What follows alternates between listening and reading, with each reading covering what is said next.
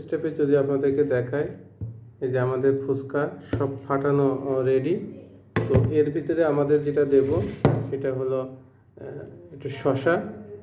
প্রথমে দেব এই যে এই মিশ্রণটা, এটা হলো বুট দিয়ে তৈরি করা হয়েছে, আলু, বুট এবং এর সাথে পেঁয়াজ এবং অন্য অন্য বিভিন্ন মশলা। তারপরে আমরা যেটা দেব সেটা হলো ওই যে আপনাদের ডিম আর শসা। তারপরে আমরা যেটা আপনাদের সাথে শেয়ার করব সেটা হলো আমাদের সেই অত্যাধুনিক টক যেটা আমরা তৈরি করছি এই যে এর ভিতরে সেটা।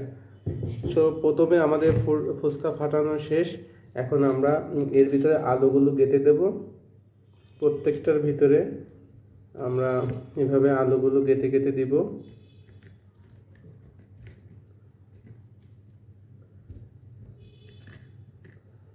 আমাদের যথেষ্ট পরিমাণে আমাদের কাছে মেডিসিন আছে।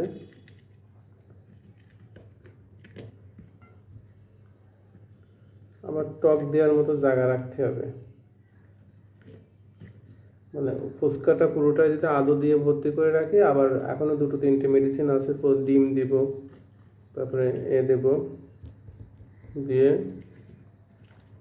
এইভাবে আমরা প্রত্যেকটা ফুচকার ভিতরে আলু দিয়ে শসা, ডিম এগুলো দেওয়ার পরে টক দেওয়ার পরে আমাদের পুরো ফুচকা রেডি হয়ে যাবে। তারপরে আমাদের মিশন হলো খাওয়ার মিশন শুরু হবে। তো পরবর্তী ভিডিওর জন্য অপেক্ষা করুন। পরবর্তী ভিডিওতে আমরা দেখাবো আসলে কীভাবে আমরা ফুচকা খাই এবং রেডি ফুচকা কত সুন্দর টেস্টি হয় সেটা আপনাদের সাথে শেয়ার করব।